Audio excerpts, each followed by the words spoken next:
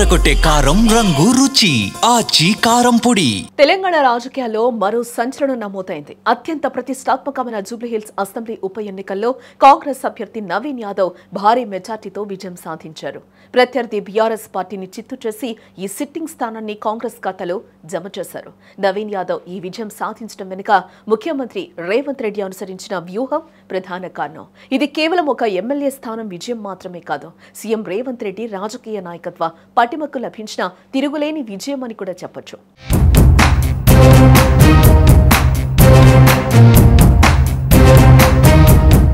సాధారణంగా ఉప ఎన్నికలను ముఖ్యమంత్రులు అంతగా పట్టించుకోరు. వాటిని స్థానిక నాయకులకు, మంత్రులకు అప్పగించి సరిపెడతారు. కానీ తెలంగాణ ముఖ్యమంత్రి రేవంత్ రెడ్డి మాత్రం అందుకు భిన్నంగా వ్యవహరించారు. జూబ్లీహిల్స్ పోరును వ్యక్తిగత సవాలుగా స్వీకరించారు. తన రాజకీయ భవిష్యత్తుకు కీలకమైన మైలురాయిగా మార్చుకున్నారు.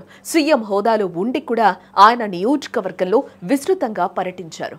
ముఖ్యమంత్రి స్వయంగా రంగంలోకి దిగడంతో పార్టీ క్యాడర్ యావత్తు జూబ్లీహిల్స్ లో వాలిపోయింది. ఈ ఎన్నికల్లో రేవంత్ రెడ్డి ప్రదర్శించిన అత్యంత కీలకాంశం వివిధ వర్గాల సమన్వయం. ముఖ్యంగా బీఆర్ఎస్ పార్టీకి పట్టున్న మైనారిటీ ఓట్లను తమ వైపు తిప్పుకోవడంలో కాంగ్రెస్ వ్యూహం విజయవంతమైంది.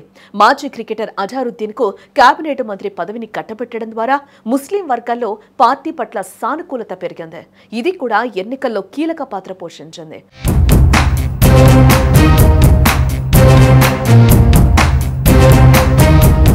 ఈ విధంగా ప్రతి ఓటు బ్యాంకును దరి చేర్చుకున్నారు. ఇది కాంగ్రెస్ అభ్యర్థి నవీన్ యాదవ్ భారీ విజయానికి మార్గం సుగమం చేసింది. ఇప్పుడు జూబ్లీహిల్స్ విజయం వల్ల కాంగ్రెస్ పార్టీకి అదనంగా ఒక ఎమ్మెల్యే తోడవుతారు. కానీ దీనివల్ల ముఖ్యమంత్రి రేవంత్ రెడ్డి పొలిటికల్ మైలేజ్ మరింత పెరుగుతుంది. రాష్ట్రంలో పార్టీని గెలుపు బాటలో నడిపించగల శక్తివంతమైన నేతగా కాంగ్రెస్ హైకమాండ్ దృష్టిలో ఆయన స్థానం సుస్థిరమైంది. రాష్ట్ర కాంగ్రెస్ పార్టీలోని అసంతృప్త నేతలకు కూడా ఈ విజయం ఒక బలమైన సంకేతం.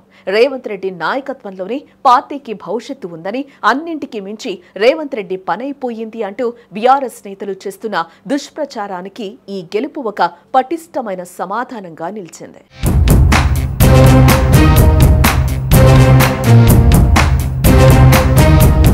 జూబ్లీహిల్స్ విజయం రేవంత్ రెడ్డికి కేవలం ఓట్ల బలం కన్నా రాజకీయ బలాన్ని అధికంగా అందించింది.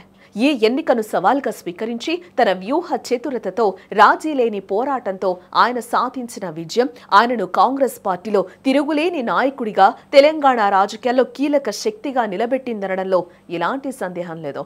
ఈ విజయం రాష్ట్రంలో కాంగ్రెస్ ప్రభుత్వంపై ప్రజల్లో పాజిటివ్నెస్ తీసుకొచ్చే అవకాశం ఉంది. ఇది రానున్న ఎన్నికల్లో పార్టీకి మరింత ఉత్సాహాన్ని, నమ్మకాన్ని ఇస్తుంది.